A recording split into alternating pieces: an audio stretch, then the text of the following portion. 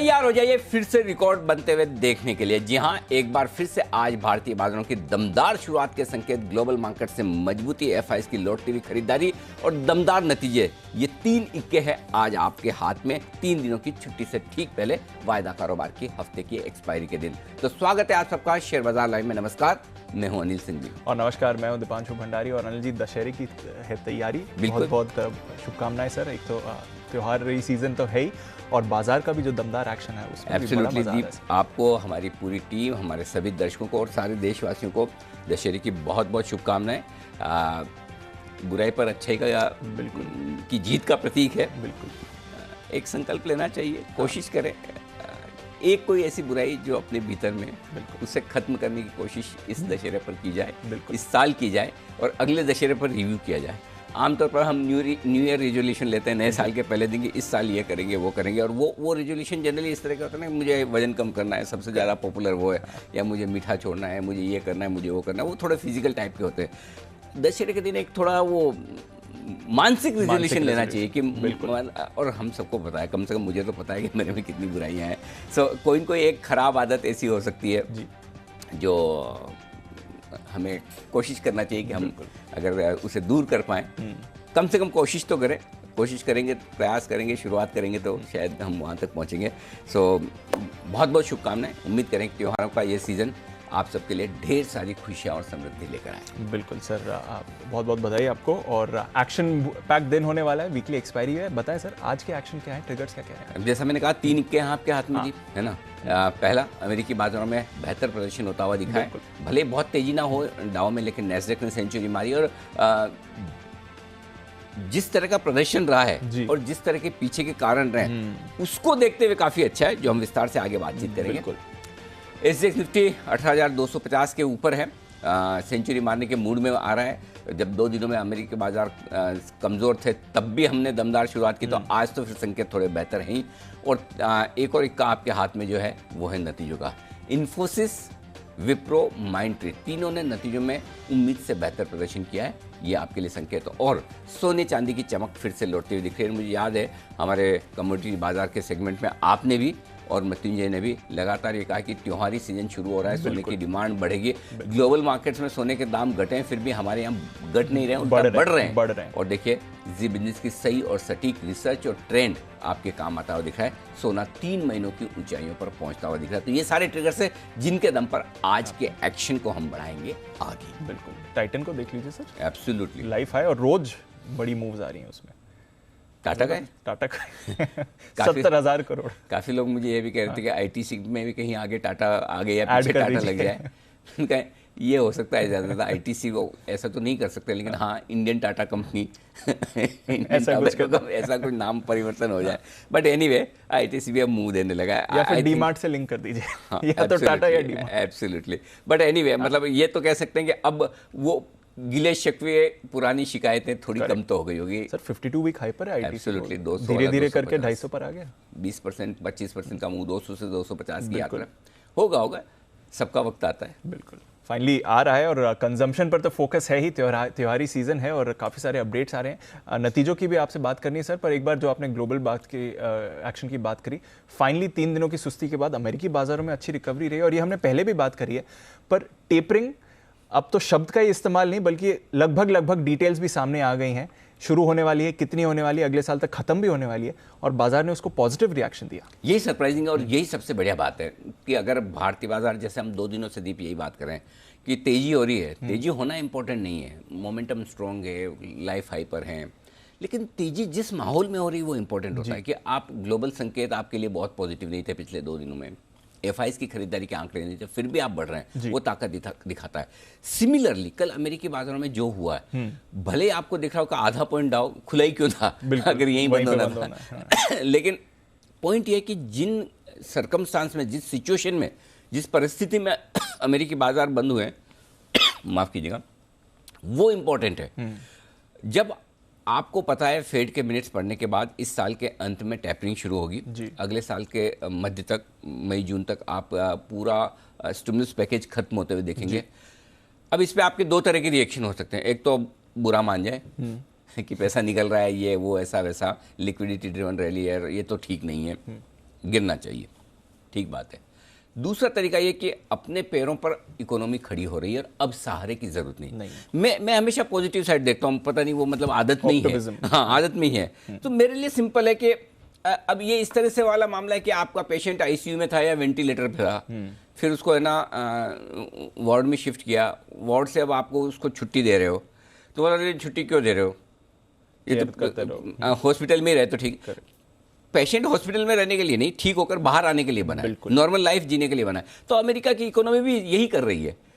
ICU में थी, ICU से जनरल वार्ड में आई या रूम में आई है ना, रूम से अब हॉस्पिटल से छुट्टी मिल रही है और बताया जा रहा है भाई आपकी ये फिजियोथेरेपी चल रही है, आपकी पोस्ट केयर चल रही है, सर्जरी और पोस्ट सर्जरी केयर चल रही है, और अब आप धीरे धीरे ना अगले 6 महीने में फिट हो जाएंगे, जाइए आप अपना काम करिए। करेक्ट, यही है ना, it is as simple as that, right. तो उसमें बुरा क्यों मानना है? करेक्ट, ठीक है। अब वो अलग बात है कि कोई शेयरों के वैल्यूएशन महंगे और आपको लगता है लाइफ हाई पर वहाँ प्रॉफिट बुक करना, दोनों चीज़ अलग है। बट अल्टीमेटली लॉन्ग टर्म में आप ये नहीं चाहते कि आप किसी के सहारे से चलें, इकोनॉमी को सहारे की जरूरत पड़े, अपने दम पर इकोनॉमी चले। और मुझे लगता है अमेरिकी बाजारों का रिएक्शन उसी तरफ आया है कि अमेरिका में अब पैसे की जरूरत नहीं है, स्टिमुलस की जरूरत नहीं है इकोनॉमी को संभालने के लिए, और ये अच्छा संकेत है लॉन्ग टर्म के लिए। से इसका मतलब ये कि कंज्यूमर्स की वहाँ पर स्पेंडिंग बढ़ रही है, लोग खर्चा कर रहे हैं, कंपनियों की कमाई बढ़ रही है, इकोनॉमी ट्रैक पर आ रही है, और मुझे लगता है उस लिहाज से अमेरिकी बाजारों ने जो रिएक्शन दिया है वो अच्छा है। मूड माहौल ख़राब होता तो शायद ये भी कह सकते थे कि टेपरिंग शुरू हो रही, पैसे की कमी हो जाएगी, लिक्विडिटी कम होगी, लेकिन फेड बार बार लगातार जो एक भरोसा दिलाता है कि चिंता मत कीजिए, अगर कहीं डेटा बदले, अगर कहीं मूड माहौल बदला तो हम अकोमोडेटिव है, जरूरत पड़ने पर हम अपने आप को एडजस्ट कर सकते हैं। ऐसा नहीं कि हमने बोल दिया पत्थर की लकीर है, करेक्ट, बोल दिया दिसंबर में टैपरिंग तो टैपरिंग, करेक्ट, ऐसा नहीं। दिसंबर तक अगर कुछ खराब हो जाए, भगवान न करे कुछ और ऐसा कोरोना टाइप आ जाए, कुछ आ जाए, कुछ वापस कुछ हो जाए, तो दे विल एडजस्ट। सो मेरे ख्याल से जो अमेरिका में हुआ है वो बहुत अच्छा है, और इसी वजह से आप देखिए अमेरिकी बाजार भले ही सुस्त दिखे हो, लेकिन अमेरिकी बाजारों का आपको मूव देखना है ना, आप नंबर्स मत देखिए, आप चार्ट देखिए। डे हाई पर जाकर अमेरिकी बाजार बंद हुए तीनों इंडेक्स पे, और वो ताकत है। तो इससे बढ़िया ग्लोबल संकेतों की उम्मीद फेड की मिनट्स के बाद आप नहीं कर सकते। सही बात है सर। दूसरी तरफ कहने में आप ये भी कह सकते हैं 3 दिनों की गिरावट के बाद बढ़ने चाहिए, जो कल हम भी अंदाजा लगा रहे थे, वो अपने आप में हो सकता है कारण कुछ भी हो, बड़ी खबर को बाजार ने पचाया है, फेड के मिनट्स को और टैपरिंग को पचाया है, ये बड़ी बात है। बिल्कुल, और अच्छा एक्शन आते हुए दिखा है, पॉजिटिव रिएक्शन दिया है बाजार ने, तो अब देखना है यहाँ से कैसी चाल रहेगी। एसजीएक्स पर भी अच्छे संकेत आ रहे हैं सर। और आज के सेटअप की बात करें उससे पहले आईटी, टीसीएस के बाद थोड़ा बाजार घबराए थे, पर जिस तरह का प्रदर्शन बाकी स्टॉक्स कराया, और आपने भी कहा था कि एक नंबर से रिएक्ट नहीं करना चाहिए, अभी बाकी का इंतजार एब्सोल्युटली। और टीसीएस भी कौन सा खराब था, नंबर तो अच्छे थे, अनुमान कुछ ज्यादा हो गया था। एब्सोल्युटली। तो मुझे नहीं लगता कि टीसीएस का नंबर भी कोई ठीक है, थोड़ा उम्मीद ज़्यादा लगाकर बैठे थे, और इन वैल्यूएशंस पे उम्मीद रहती भी है। उस लिहाज से आप देखेंगे तो तीनों में से नंबर जो सबसे बढ़िया है वो विप्रो है। विप्रो बहुत ही बेहतरीन, बहुत ही शानदार, और इस साइज पर एक तो ये होता है ना कि आप छोटी कंपनी और बहुत दमदार नतीजे दे, तो वो है। दूसरा आउटलुक तीनों ही कंपनियों की तरफ से अच्छा नजर आ रहा है, चाहे विप्रो चाहे इन्फोसिस। इन्फोसिस अच्छे नंबर से, इसमें कोई डाउट नहीं, उम्मीद से बेहतर है, लेकिन थोड़े प्राइस में है जी। इन्फोसिस चूंकि बढ़ा हुआ है, आप 1800 के आसपास है, 1700 के आसपास है, हाँ। तो मेरे ख्याल से इन्फोसिस में हो सकता है आपको एक लिमिटेड अपसाइड दिखे या फिर ऊपरी स्तरों से प्रॉफिट बुकिंग आती दिखे, लेकिन विप्रो मजबूत है। और माइंड ट्री तो हमारा फेवरेट रहा ही है। तो माइंड ट्री तो अगर आपका पोजिशनल व्यू है दीप, तो मुझे लगता है ये 5000 प्लस वाला स्टॉक है, इसमें कोई डाउट नहीं है। 4.5 का तो आपका हाँ, टारगेट। हाँ, अगले क्वार्टर के लिए आप इस स्टॉक को अगले 3 महीने से 6 महीने का व्यू टाइम देना चाहते हैं, तो 10 से 15% की अपसाइड के लिए अब भी होल्ड करना चाहिए, ऐसा मेरा मानना है। और बाकी तो आज 4-5% नतीजों के बाद चल जाए तो कोई खास बड़ी बात नहीं है। सो ओवरऑल रिजल्ट्स अच्छे हैं। सबसे बढ़िया बात दीप ये, अगर आज आपको एसजीएक्स 80 ऊपर दिख रहा है, तो इसमें जितना कंट्रीब्यूशन डाउ का है उतना ही आईटी की इन 3 कंपनियों के अच्छे नतीजों का है। मूड माहौल तो हमारे यहाँ सुधरना जरूरी है, और ये मूड माहौल अच्छे नतीजों के दम पर आज सुधरता हुआ दिख रहा है। तो रिजल्ट्स में इससे बेहतर उम्मीद नहीं कर सकते। आज एचसीएल टेक है, वहाँ भी आप उम्मीद कर सकते हैं। और एचसीएल टेक में भी एक अच्छी बात ये कि 4-5% कल परसों नीचे था, कल फ्लैट था, तो नतीजों में जाने से पहले बहुत ज़्यादा करेक्ट खराब नहीं है, बहुत ज़्यादा भागा हुआ नहीं है, तो ये एक अच्छी बात है। तो मेरे ख्याल से आईटी थोड़ा सपोर्ट दे देगा।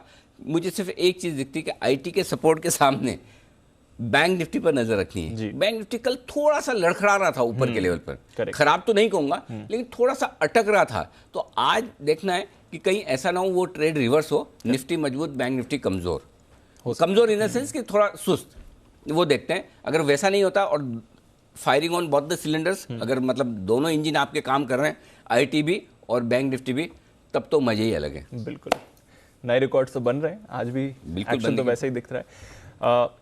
समझते हैं फिर आज के पूरे एक्शन को और सेटअप पर भी डालते हैं नज़र, जिस तरह से यहाँ पर मूव आती हुई दिख रही है बाजार की। एक्सटेंडेड वीकेंड है सर, वीकली एक्सपायरी भी है, तो कैसे समझना चाहिए? क्योंकि ज़्यादातर जो संकेत हमारे आ रहे थे वो तो पॉजिटिव ही बनते हुए दिख रहे हैं। संकेत अच्छे हैं दीप, ग्लोबल संकेत इसलिए मैंने पॉजिटिव साइड पर रखे हैं, कोई दिक्कत वाली बात है नहीं। एफआईज के संकेत भी पॉजिटिव साइड में विस्तार से मैं आपको बताऊंगा, बड़े दिनों बाद पॉजिटिव दिखे हैं। घरेलू फंड के संकेत हल्के से नेगेटिव साइड पर हैं। वायदा कारोबार के संकेत न्यूट्रल है, नेगेटिव हो सकते थे लेकिन बच गए, न्यूट्रल में अटके हुए हैं अभी भी। और सेंटीमेंट और ट्रेंड तो अपना पॉजिटिव था, है और अभी उसमें बदलाव के शुरुआती आसार भी नहीं है। बिल्कुल, मैं ये तो कभी नहीं कहूँगा कि नहीं बदलेगा, कभी न कभी तो बदलेगा, लेकिन अभी तक तो कहीं कोई दूर दूर तक संकेत ऐसे नहीं दिख रहे हैं जिसकी वजह से सेंटीमेंट आपका खराब हो या ट्रेंड आपका पॉजिटिव से न्यूट्रल हो। बिल्कुल सर। आइए डे सपोर्ट जोन 18, हाँ ये अच्छा हुआ दीप कि कल की तेजी के बाद और कल जिस तरह की क्लोजिंग मिली है, तो सबसे बड़ी बात क्या है, कल आप बंद हुए 18,150 के आसपास, 160। अगर बाजार को रुकना था 18,000 बहुत बढ़िया लेवल था। जैसे आमतौर पर आपने पिछली बार याद ना हो तो याद दिलाऊं, 17,000 पार करने के पहले 16,900 के आसपास काफी वक्त बिताया है ना। यस, अटके रहे, 2-3 हफ्ते निकाले। किसी बड़े लेवल को बाजार जब आसानी से पार करके बंद करता है तो आपका बेस जो है वो ऊपर की तरफ शिफ्ट हो जाता है। बिल्कुल, 18,000 के ठीक नीचे बंद हुए थे परसों, 17,990 के आसपास। कल न सिर्फ 18,000 के ऊपर बंद, एक यही 18,025-50 बंद होता ना तो आपको ऐसा लगता है कि अरे पार हुए नहीं हुए, एक आध दिन और देते हैं, 2 या 3 दिन की कंफर्मेशन आपको चाहिए होता। कल जिस तरह से 18,150 के ऊपर बंद हुआ है, एक मतलब 18,000 का डर निकल गया मार्केट को। और मैं शाम को वो बुल बेयर फॉर्मूला जो अपना देख रहा था, जो टॉप देख रहा था कि कहाँ तक जाने की संभावना है, क्योंकि 17,650 था। अब 17,650 के बाद आसपास में कोई लेवल नहीं है दीप। 19,050 सीधा आता है मेरा लेवल। 19,050, 1000 पॉइंट, हाँ, ऑलमोस्ट बड़े लेवल जहाँ तक जाने की, इन बिटवीन थोड़ा बहुत ऊपर नीचे हो सकता है, लेकिन बड़े टारगेट 19,050 के आते हैं। अब नेक्स्ट टारगेट फिर 20,400 और 21,080 फाइनल टारगेट, ये 3 टारगेट हैं जो इस बुल रन के बनते हैं। अब क्योंकि एक चीज़ आपको ध्यान है, ये हमने कहा था 17,650 के पहले कहीं कोई करेक्शन ही नहीं है। 17,650 तो छोड़ो, वहाँ से 500 और ऊपर हो गया, 600 और ऊपर हो गया, तो बिना करेक्शन के। सो अब मेरे लिए वो डेटा ही नहीं कि मैं ये आपको कह पाऊँ कि करेक्शन होगा कि नहीं होगा, होगा तो कितना होगा। इसलिए हम रनिंग करेक्शन की बात करते हैं। 3% का रनिंग करेक्शन 2 से 3% का आमतौर पर होता है, उतनी रिस्क आप लेकर चलते हैं। बट 19,000 की तरफ बढ़ सकता है मार्केट इवेंचुअली, हल्का फुल्का करेक्ट होने के बाद। ये संकेत आपको दिख रहे हैं इस वक्त जो हमारे फॉर्मूला के मुताबिक। एनीवे वो तो लंबी बात है। जहाँ तक आज का सवाल है, 18,050 अब नया सपोर्ट जोन आपके लिए बन गया। मेरा सवाल भी ये था कि एक रेंज एक्सपेंशन अब हो गया है, हाँ ऐसा मान के चलना चाहिए ना? मान के चलना चाहिए बिल्कुल। और 17,900 17,950 स्ट्रॉन्ग बाय जोन बनकर निकल कर आएगा अगर दिन के दौरान किसी वजह से वहाँ कमजोरी आती है तो। ऊपर में 18,200 18,250 हल्की फुल्की रुकावट है।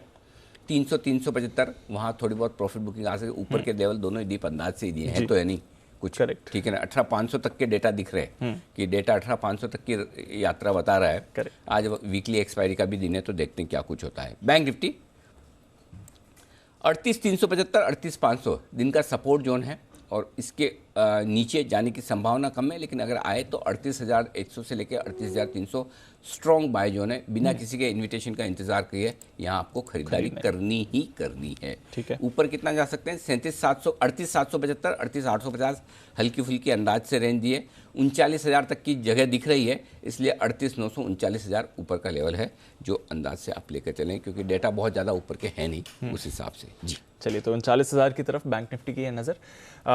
दिन की अगर ट्रेडिंग रेंज की बात करें तो वो फिर कौन सी निकल कर आती है? दिन की रेंज के हिसाब से देखिए दीप, 18,150 160 पर हम बंद हुए, राइट। 18,150 को ही मैं बेस मान रहा हूँ, चूंकि गैप से खुल रहे हैं। 18,150 18,250 दिन की छोटी रेंज है। 18,050 18,300 दिन की मीडियम रेंज है और 18,000 से लेकर 18,375 दिन की बड़ी रेंज के तौर पर लेकर चल सकते हैं आप। ये तीनों रेंज आपके लिए। बैंक निफ्टी 38,500 ये इमीडिएटली सपोर्ट है और 38,775 कल का हाई, ये आपके लिए छोटी रेंज। 38,375 से 38,850 ये मीडियम रेंज है।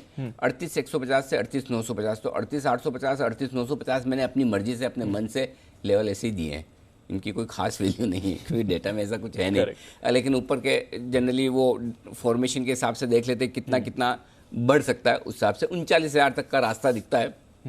38,950 50 पॉइंट का मार्जिन रखकर ये आपके लिए हो गए निफ्टी और बैंक निफ्टी की दिन की रेंज। अब आइए आपको दे दूं मैं स्टॉप लॉसेस, और उससे पहले एफआईएस की लॉन्ग पोजीशन थोड़ी सी बढ़ी है, 60% से बढ़कर 63% आई है, ठीक है, कोई दिक्कत वाली बात नहीं है। पुट कॉल रेशियो 1.28 से 1.49 से थोड़ा हायर साइड पर है, लेकिन ओवरबॉट नहीं है। ओवरबॉट नहीं, हाँ, लेकिन चूंकि गैप से खुलेंगे आप, थोड़ी शॉर्ट कवरिंग होगी और थोड़ी खरीदारी भी, तो उसके बाद ओवरबॉट होने के चांस है। तो 1.60 1.65 की रेंज में दिन के दौरान पुट कॉल रेशियो आता है, तो थोड़ा ऊपर के लेवल पर आपको हल्की फुल्की सावधानी रखनी, प्रॉफिट बुकिंग करनी है, बस इतना ही ध्यान में रखिए और कुछ नहीं। और विक्स 2% बढ़कर आया, ठीक है, कोई खास दिक्कत नहीं। ठीक है सर, तो चलिए ये तो रहा एक्शन। अब मौजूदा पोजीशंस की बात करें, क्योंकि आज फिर से गैप अप के संकेत हैं, क्या करें? नहीं, वैसे आपको छोटा स्टॉप लॉस रखना है तो 18,050 का रखो, लेकिन जो सही और बुकिश स्टॉप लॉस निकल कर आता है वो 17,950 का है, इंट्राडे भी और क्लोजिंग पर भी। 200 पॉइंट दूर है, अब अपनी अपनी श्रद्धा है कितना और ऊपर से अगर 100 पॉइंट और ऊपर हो गया तो फिर 18,050 भी आप रख सकते हैं। वैसे सही स्टॉप लॉस 17,950 है जो मैंने आपको दे दिया। ठीक है। बैंक निफ्टी पर स्टॉप लॉस मैंने ऊपर खींचा है, 37,900 का रोज दे रहा था, आज सीधा 38,300 का किया है, रिस्क कम करने के लिए आज से।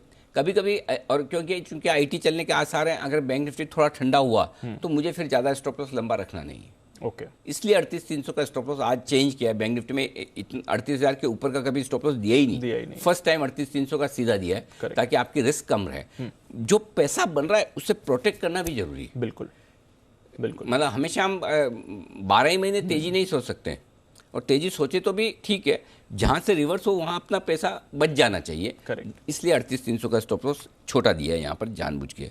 अब आइए शॉर्ट पोजीशन 18,200।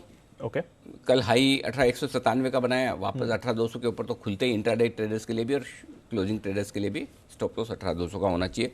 बैंक निफ्टी पर इंट्राडे का 38,800 का है, क्लोजिंग का कल 38,650 जो था उससे थोड़ा सा नीचे बंद हुआ, तो क्लोजिंग का शायद हो सकता है लोगों का ट्रिगर ना हो। अब 38,800 रखिए, नया स्टॉप लॉस इंट्राडे और क्लोजिंग दोनों बेसिस पर। और जिनको बहुत दूर का रखना फिर वो 39,000 का रखें, मैं सजेस्ट नहीं करता, आपकी मर्जी से। हाँ, अगर बहुत ही भी नहीं, मैं तो खड़ा ही रहूँगा भाई और देखूंगा, आपकी मर्जी। 12,000 से लोग ऐसे ही कर रहे हैं। हाँ, अब देखो ऐसा है ना, जितने लॉन्ग है उतने ही शॉर्ट भी हैं, और जितने शॉर्ट है उतने लॉन्ग भी हैं। करेक्ट। तो सबके अपने इसी पॉइंट ये नहीं कि आपका व्यू बाजार पे क्या है, व्यू सही या गलत है वो तो बाद में पता चलेगा। अभी हम जो बोल रहे हैं ये अभी थोड़ी पता है, 3:30 बजे पता चलेगा क्या सही कहा क्या गलत कहा। लेकिन ये तो आपके हाथ में है कि आपका रिस्क मैनेजमेंट क्या है, आप कितना नुकसान बर्दाश्त कर सकते हैं। मतलब वो जिद नहीं चलती ना बाजार में, अपने ये सोचे कि नहीं इतना क्यों बढ़ गया, अरे बढ़ गया, आपका क्या लेके गया, बढ़ गया होगा, बढ़ गया। हमने मतलब ऐसा नहीं ना, वो खाएंगे नहीं तो गिराएंगे वाला वैसा हाल है, वो नहीं कर सकते आप। इसीलिए अगर मैं बार बार यही बोलता हूँ, स्पेशली जो बेवजह शॉर्ट करते हैं, सी आप स्किल ट्रेडर करिए शॉर्ट, मैं रोज शॉर्ट करने की राय देता हूँ, ऐसा नहीं मैं नहीं देता, लेकिन स्टॉप लॉस होना चाहिए आपका, और स्टॉप लॉस ट्रिगर होता है। सो पॉइंट ये कि अगर आप सिर्फ इसलिए शॉर्ट करेंगे कि नहीं मुझे करना है, कभी तो नीचे आएगा, अगर कभी तो नीचे आएगा बहुत बढ़ गया, इस वजह से शॉर्ट करना है तो फिर लॉन्ग कर लीजिए, कभी तो बढ़ेगा भाई। निफ्टी वापस 7,500 आए ना आए, 27,000 तो आएगा आराम से। ये तो हम मानकर चल ही सकते हैं कि आज नहीं तो कल आएगा, कल नहीं तो 2 साल बाद आएगा, नहीं तो 5 साल बाद आएगा। अगर आपकी इतनी खड़े रहने की ताकत है, शॉर्ट करके 5,000 पॉइंट आप खड़े रह सकते हैं, तो 5,000 पॉइंट लॉन्ग में भी खड़े रहो नीचे। बिल्कुल। कौन सा निफ्टी 17,000 का 12,000 आ जाने वाला है। बिल्कुल। जब 5,000 की रिस्क ऊपर की देख सकते हैं शॉर्ट करके, तो नीचे की क्यों नहीं देखते। सही बात है। ये माइंडसेट गलत है।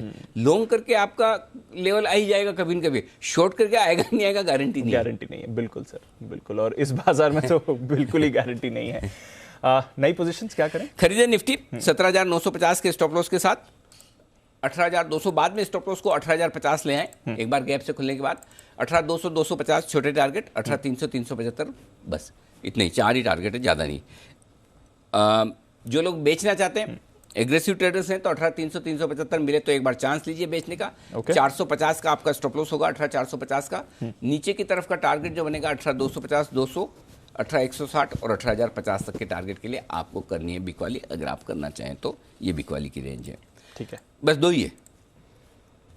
ऊपरी लेवल पर आप वैसे भी कह रहे हैं कि थोड़ा निकालना मुश्किल है। बैंक निफ्टी एग्रेसिव ट्रेडर हैं तो आपको 38,500 का स्टॉप लॉस लगाकर खरीदना है। हो सकता है सुबह शुरुआत अगर आपको होने के बाद 38,500 के स्टॉप लॉस को स्ट्रिक्टली रखना है, अगर आपका खरीदा हुआ है पुराना या खरीदना चाहते हैं। टारगेट 38,775, 38,850, 38,850 के बाद 38,950, ये तीन ही टारगेट आ रहे हैं। मुझे भी सरप्राइज हुआ, तीन ही टारगेट है। ओके, तीन टारगेट है बैंक निफ्टी के ऊपर के।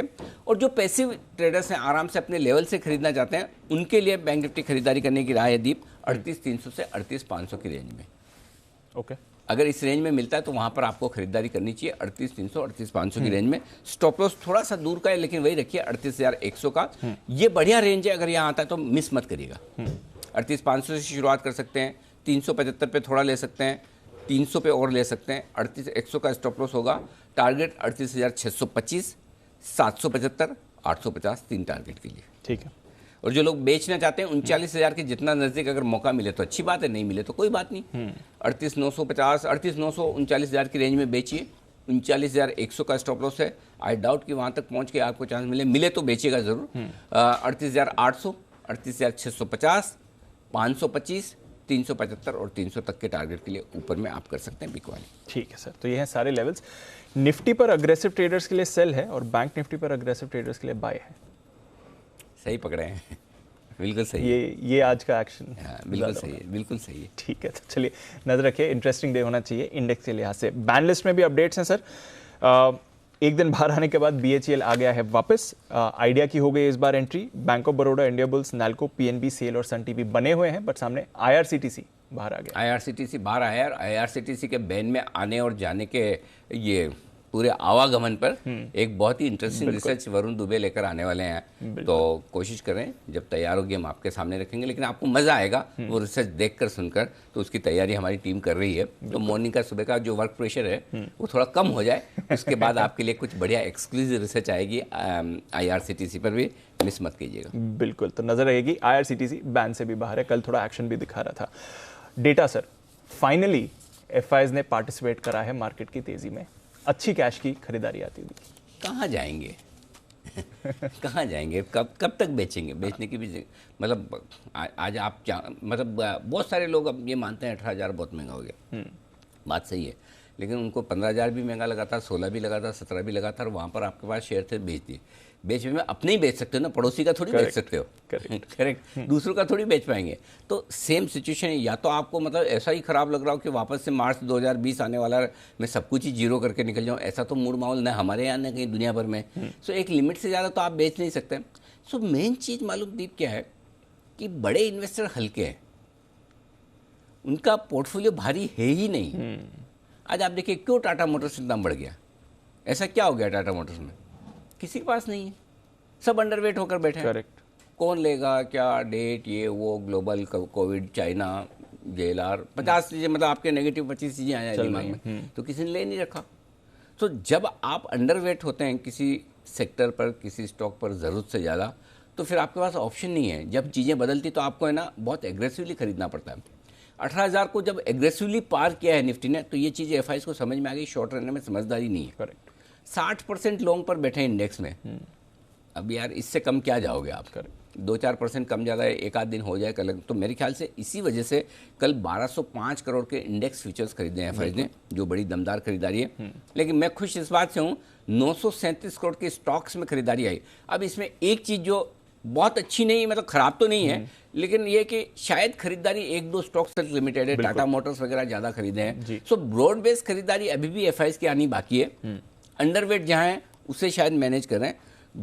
ये ग्लोबल फंड्स का मामला है। लोकल फंड्स जो हैं 432 करोड़ की छोटी बिकवाली, ठीक है, कोई फर्क नहीं पड़ता। तो ये FIs और FNO के डेटा, FIs के data, but on the face of it data मजबूत दिख रहे हैं, बड़े दिनों बाद अच्छे डेटा नजर आए। अब आइए बैंक, माफ कीजिएगा, FNO 18,000, इसके नीचे बंद नहीं होगा, ये कॉन्फिडेंस रखना चाहिए हमें आज के डेटा को देखते हुए। एक्सपायरी के दिन, वीकली की एक्सपायरी के दिन 50 लाख शेयरों का ओपन इंटरेस्ट पुट में है। उसमें से 30 लाख शेयर कल ही जुड़े। ये आपके लिए एक्सपायरी के लिहाज से। उससे पहले अब गैप से खुलने के बाद 18,100 आपके लिए स्ट्रॉन्ग सपोर्ट का काम कर देगा। क्यों? 18,100 के पुट पर 40 लाख शेयर हैं, 35 लाख शेयर कल ही जुड़े हैं, तो ये आपके लिए मजबूत सपोर्ट का काम करेगा। सो 18,100 18,150 की रेंज ही आपके लिए सपोर्ट हो जाएगी गैप से खुलने के बाद। ऊपर 18,200 की हल्की फुल्की रुकावट है, 48 लाख शेयर है, इसके ऊपर खुलेंगे। इसके ऊपर खुलने के बाद वैसे भी थोड़े से 18,200 के कॉल राइटर हल्के बैकफुट पर आएंगे। अगला टारगेट 18,300 के आसपास का बनेगा, जहां 45 लाख शेयर है। सो गैप से खुलने के बाद 18,100 18,300 की रेंज हो सकती है और 18,200 मेक और ब्रेक निर्णायक लेवल। ये वायदा कारोबार के डेटा में क्रिस्टल क्लियर नजर आ रहा है। 18,100 18,300 की रेंज ही होगी। अब आइए बैंक निफ्टी। 38,500 आपके लिए तुरंत सपोर्ट का काम करेगा, जहां से हम 125 पॉइंट ऊपर बंद हुए हैं। क्यों? नहीं सॉरी, 38,635 पर, हाँ, 135 पॉइंट ऊपर है। 38,500 के पुट पर 12 लाख शेयर हैं, कॉल्स पर 14 लाख शेयर। तो जैसे आप 38,500 के आसपास आएंगे, जो कॉल राइटर हैं जिन्होंने कॉल बेच रखा, उनको लग रहा है चलो 150 पर 125 पॉइंट नीचे आए, कॉल बेचा हुआ था, अपना थोड़ा प्रॉफिट में है, निकल जाते हैं। शॉर्ट शायद गलत हो गया। असली कमजोरी बैंक निफ्टी में अगर होनी है तो तभी होगी जब 38,500 के नीचे ट्रेड करना शुरू करे। तो 125-150 पॉइंट अगर बैंक निफ्टी कमजोर हो भी जाए तो ये मत सोचिएगा कमजोर है। कमजोरी का पहला पॉइंट आपको 38,499 से गिनना है। 38,500 के नीचे ही कमजोर होगा और तब 38,300 375 की रेंज में सपोर्ट लेने जा सकता है। ऊपर में 38,700 38,800 की रेंज में हल्की फुल्की रुकावट है। असली खरीदारी बढ़िया तेजी तब बनेगी जब 38,800 को पार करके बैंक निफ्टी टिके। सो ब्रॉडली 38,500 38,800 ये रेंज रह सकती है। अगर इसके किसी और बाहर निकले तो 200 पॉइंट और गिन लीजिए, 38,300 39,000। डेटा इतने बढ़िया हैं कि आज मुझे छोटे लेवल देने पड़े, कम देने पड़े, आप देख लीजिए। नहीं तो दो एग्रेसिव ट्रेडर के लिए अलग, दो इनके लिए अलग, लेकिन बहुत अच्छे से डेटा निकल कर आए, आराम से हुआ है काम। बिल्कुल, तो क्लियर डेटा है और क्लियर स्ट्रैटेजी भी आपके लिए आज की। वीकली एक्सपायरी का दिन है, एक्सटेंडेड वीकेंड भी है, तो एक्शन पैक्ड डे हो जाइए आप इसके लिए तैयार। आइए फिर जानते हैं इस दिन के लिए कौन से अहम स्टॉक्स हैं जहां पर आपको रखनी है नजर, और साथ ही कुछ ब्रोकरेज रिपोर्ट्स भी। मानसी, देवांशी, वरुण और साथ ही आशीष हैं हमारे साथ तैयार। मानसी, गुड मॉर्निंग, बताएं कौन से ट्रिगर्स पर है नजर? Good morning Deepanshu. नतीजों से शुरुआत करें। निफ्टी में आज बाजार बंद होने के बाद HCL टेक्नोलॉजीज के नंबर्स पर फोकस रहेगा। कैश की भी चुनिंदा कंपनियां जिसके नंबर्स आज आने वाले हैं, Cyient, Mahindra, CIE, century textile जैसी कंपनियों के नंबर्स पर आज नजर रहेगी। सेंचुरी टेक्सटाइल नतीजों के साथ फंड जुटाने को लेकर एक बोर्ड बैठक करेगा। ठीक इन्हीं की तरह शिल्पा मेडिकेयर भी पूंजी जुटाने को लेकर एक बोर्ड बैठक होने जा रही है। TCS 7 रुपये प्रति शेयर के अंतरिम डिविडेंड की आज एक्स डेट है। वहीं CM ऑटो होलसेल डेटा आज 12 बजे आते हुए देखने को मिलेंगे। टेलीकॉम मिनिस्टर अश्विनी वैष्णव की प्रेस कॉन्फ्रेंस आज 12 बजे होने की संभावना है। PLI बेनिफिशियरीज के अनाउंसमेंट यहां पर होने की संभावना जताई जा रही है।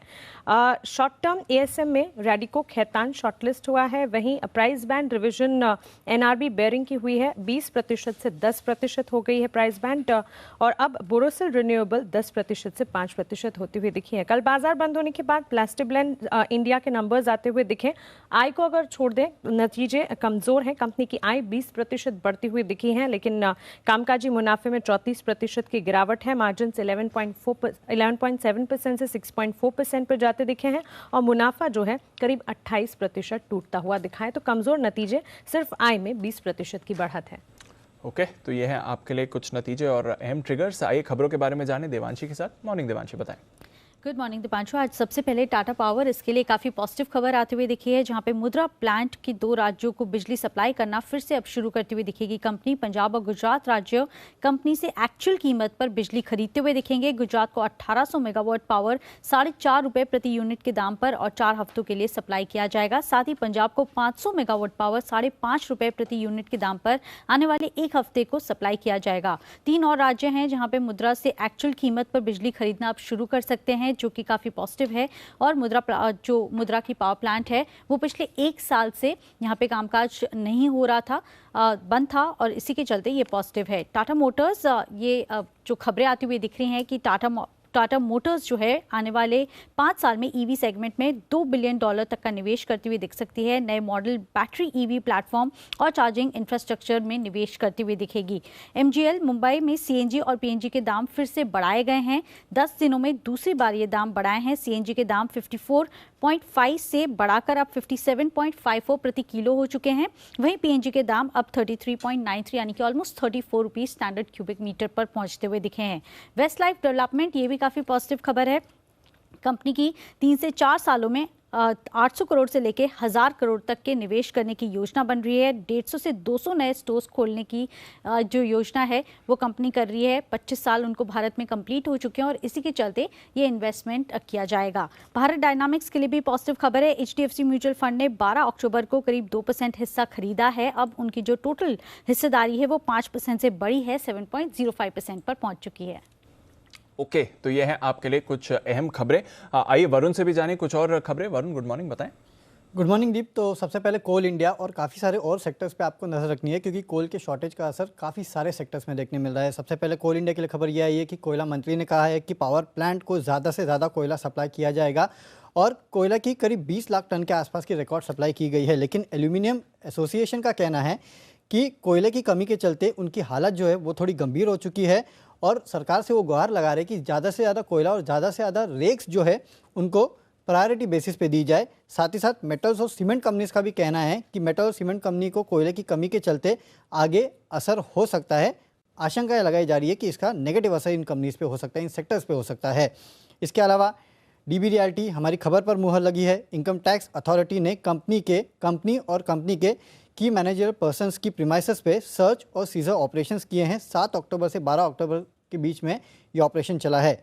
इन्फीबीम एवेन्यूज़ इस कंपनी के लिए खबर आई थी कि रिलायंस जो है इस कंपनी में स्टेक खरीद रहा है, लेकिन इस कंपनी की तरफ से बयान आया है कि ऐसी कोई खबर नहीं है। इन्होंने खंडन किया है और साथ ही साथ ये कहा है कि कंपनी की अपने कारोबार और इंडस्ट्री के चलते अलग अलग ऑफर इनको आते रहते हैं, प्रपोजल्स आते रहते हैं। जी एंटरटेनमेंट पे नज़र रखिएगा, क्योंकि इन्वेस्को जो है वो अपने ही जाल में फंसते हुए नजर आ रहा है।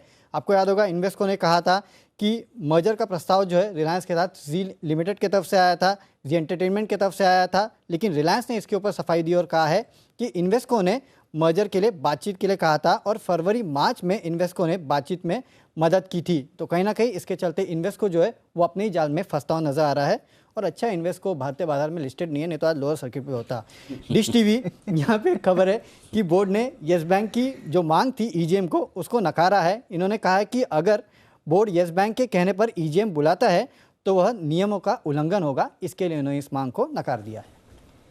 ओके, तो ये है आपके लिए कुछ और खबरें जहां पर रखनी है नजर। आइए एक बार जान लेते हैं आज ब्रोकरेज का फोकस किधर है FIR में।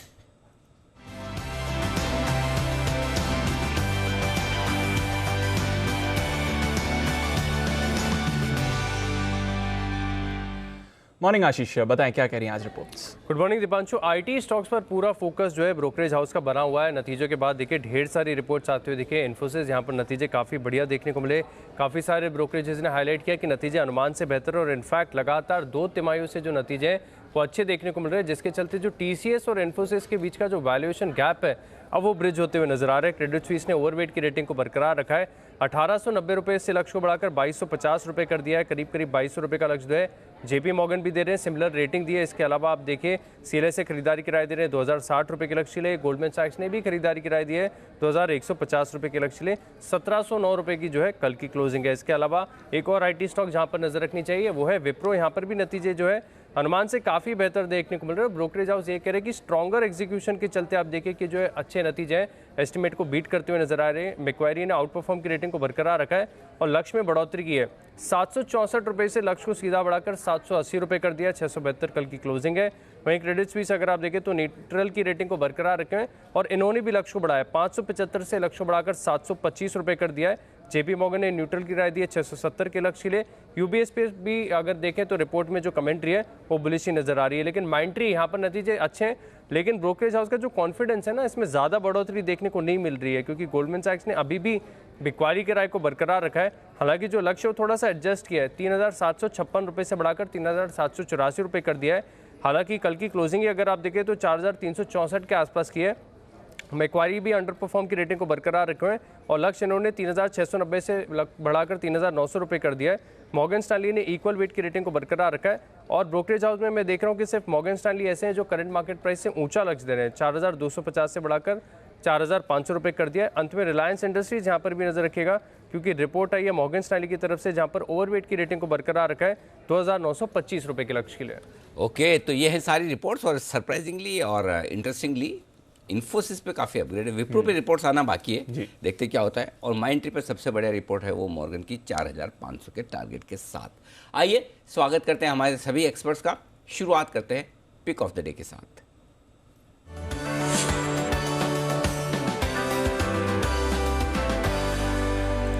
सेठी साहब सुप्रभात, करिए शुरुआत। Good morning Anil ji. Good my morning god, एक मिनट सेठी साहब, एकदम मतलब क्या मतलब राजा की तो है ना, मतलब पुरानी आलीशान वो, हाँ एकदम मतलब एम्ब्रॉयडरी के साथ वो नहीं, वो वैसा नहीं, क्या सही शब्द याद नहीं आ रहा, मतलब रॉयल फीलिंग। हाँ रॉयल तो दिख ही रहे हैं, मतलब मैं शब्द अच्छा याद करता हूँ तब कुल मिला के ये समझ लिया आप बहुत अच्छे लग रहे हैं। Thank you so much. बाकी अनिल जी गुड मॉर्निंग दीपांशु। त्योहार का उत्सव है एंड आपने कहा कि कुर्ता पैजामा या एक ट्रेडिशनल फेस्टिव ड्रेस होनी चाहिए, तो उसके हद से अनिल जी आज ये आउटफिट है।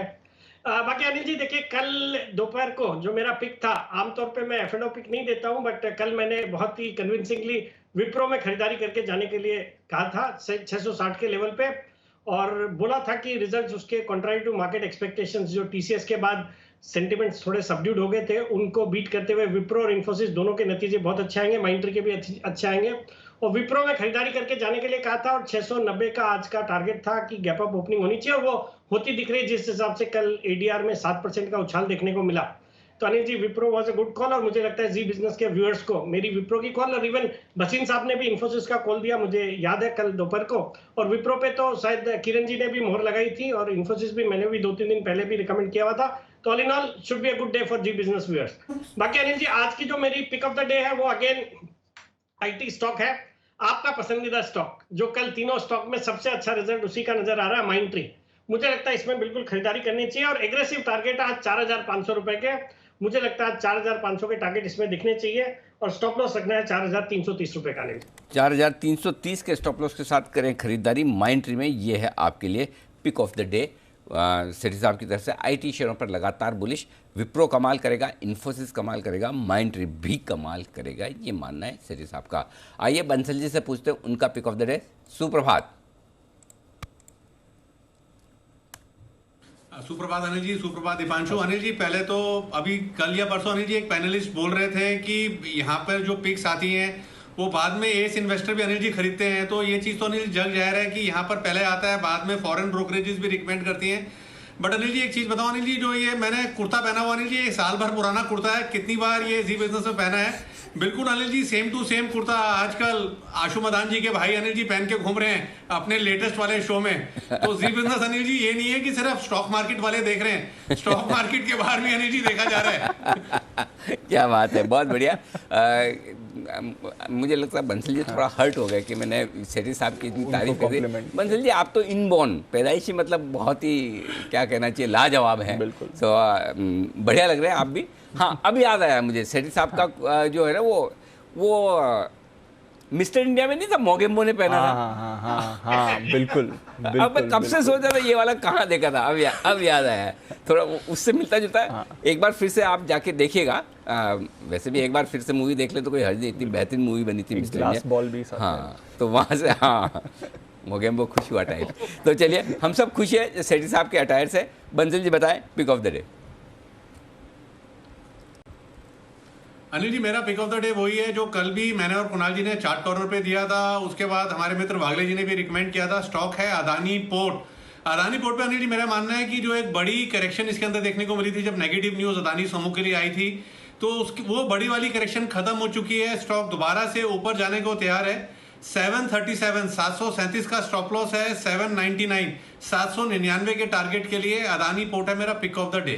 टारगेट 800 का न रखें, 1 रुपये नीचे 799 का रखें, ऐसा मानना है बंसल जी का। खरें खरीदारी अदानी पोर्ट में। पालिया साहब गुड मॉर्निंग, बताएं सर आपको क्या पसंद है आज? Good morning Anil ji, good morning Deepanshu जी, गुड मॉर्निंग एवरीवन। सो जो स्टॉक पसंद है वो है मेटल स्टॉक से और टाटा स्टील। टाटा स्टील का अगर हम सेटअप देखें तो कल के सेशन में काफ़ी अच्छा बाइंग इंटरेस्ट स्टॉक में देखने को मिला। स्टॉक में एक नियर टर्म चार्ट पे जो हर्डल था 1340 वो स्टॉक ने कल क्रॉस किया, उसके ऊपर क्लोज होते हुए दिखा। तो टाटा स्टील पे यहाँ पे बाय करने की सलाह रहेगी। 1354 के आसपास इसकी कल की क्लोजिंग है। हम इसमें स्टॉप लॉस सजेस्ट करेंगे करीब 1330 के आसपास का, और टारगेट हमें लगता है टाटा स्टील में जो आते हुए दिख सकते हैं वो करीब 1390 से 1400 तक की अपसाइड टाटा स्टील में आते हुए दिख सकती है। तो टाटा स्टील बाय करने की सलाह रहेगी। ओके, राजेश पालिया साहब को पसंद है टाटा स्टील। और कुणाल जी, आपको क्या पसंद है? Good morning.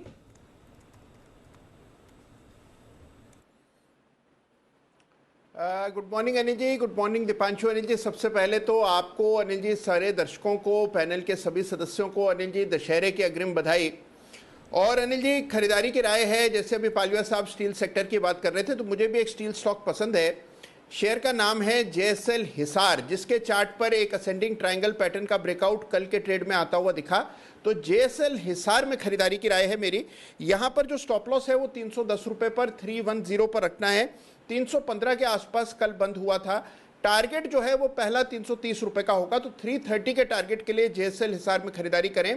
दूसरा टारगेट अगर 330 का लेवल आ जाता है तो 340-42 के लेवल्स भी आएंगे, लेकिन 330 के टारगेट के लिए खरीदारी करें। ओके, 330-340 के टारगेट के लिए JSL हिसार में करें खरीदारी। और खरीदारी किस में करेंगे किरण जी, जान लेते हैं। किरण जी, सुप्रभात।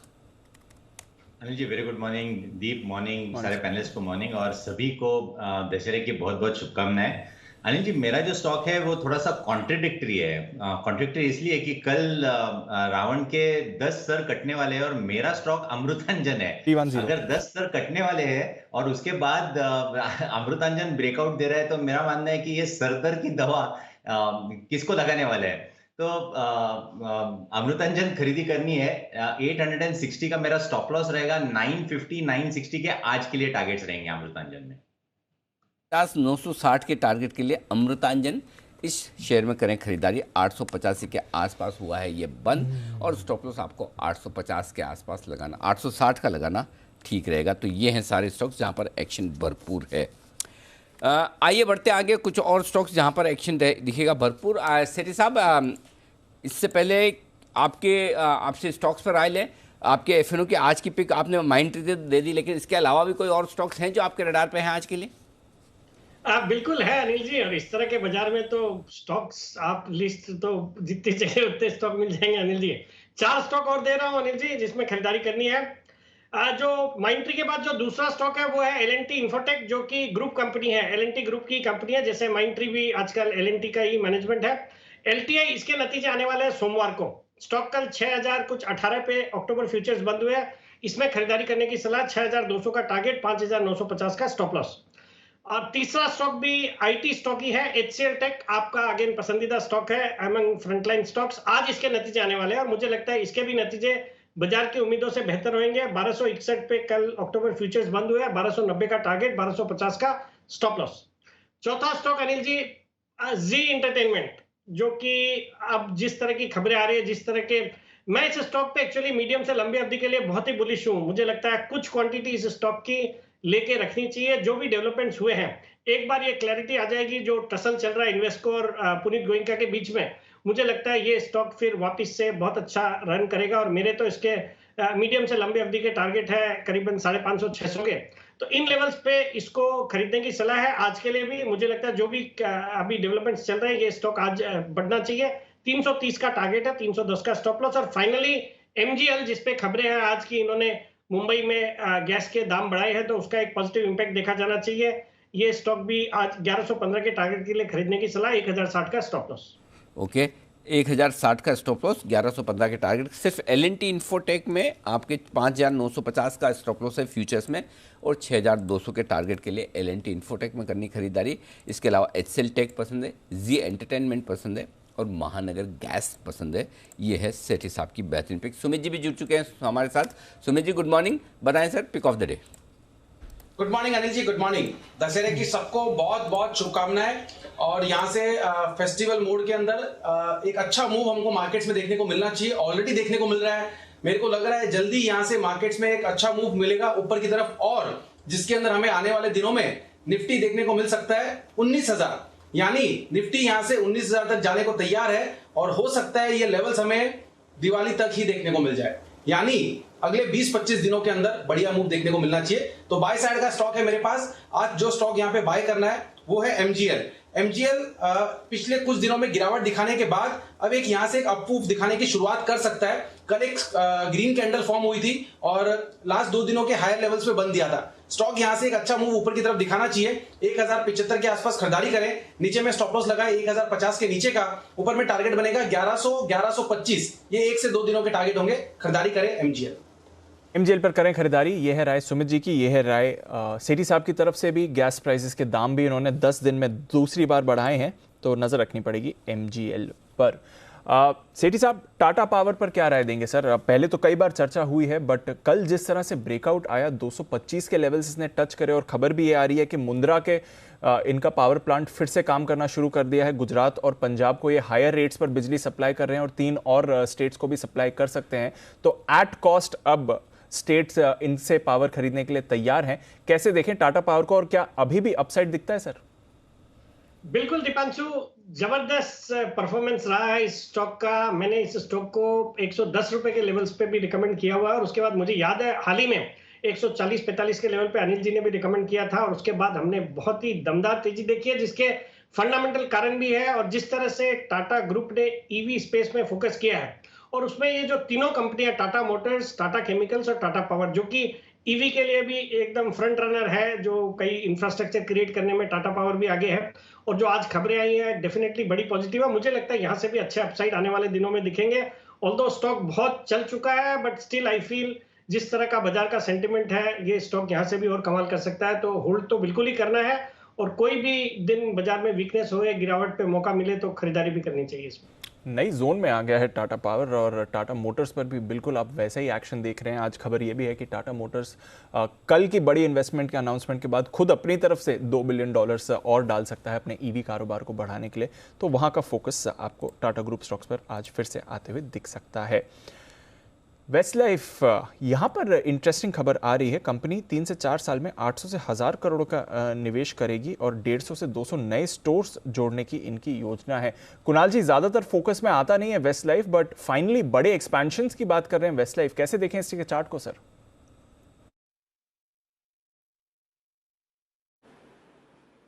देखिए, पूरा ये जो स्पेस है इसमें हमने तेजी देखी है हाल फिलहाल में। दीपांशु, चार्ट वेस्टलाइफ का भी ठीक ठाक है, लगातार स्टॉक अप ट्रेंड में रहा है और शैलो करेक्शंस आते हैं, उसके बाद वापस से तेजी बनती है। तो मेरी राय में इन स्तरों पर भी खरीदारी में कोई हर्ज नहीं है। एक टाइट स्टॉप लॉस रखें 555 रुपए के आसपास और मुझे लगता है कि 600 तक तो आराम से जाना चाहिए। तो 600 के टारगेट से बिल्कुल खरीदारी कराए। बिल्कुल, तो 600 की तरफ तो जा ही रहा है वेस्टलाइफ। नजर रखिए इस पर। बर्गर किंग पर भी रखिए नजर। जुबिलेंट फूड 2 दिनों से बेहतरीन तेजी में है और आज हम स्पेशलिटी रेस्टोरेंट के मैनेजमेंट से भी बात करेंगे। अनलॉक हुआ है, साथ ही फेस्टिव सीजन है, लोग बाहर फिर से जाना शुरू कर रहे हैं, तो किस तरह का डिमांड मोमेंटम है इस स्पेस पर रखनी पड़ेगी नजर। कल तो आईपीएल का फाइनल भी है, तो वहां से भी थोड़ा पॉजिटिव सेंटिमेंट इस स्पेस पर आते हुए दिखता है। एक बार जरा जुबिलेंट फूड के चार्ट पर भी राय ले लें, क्योंकि कल 6% की तेजी इस काउंटर ने दिखाई थी। पालविया साहब, क्या करेंगे जुबिलेंट फूड के साथ?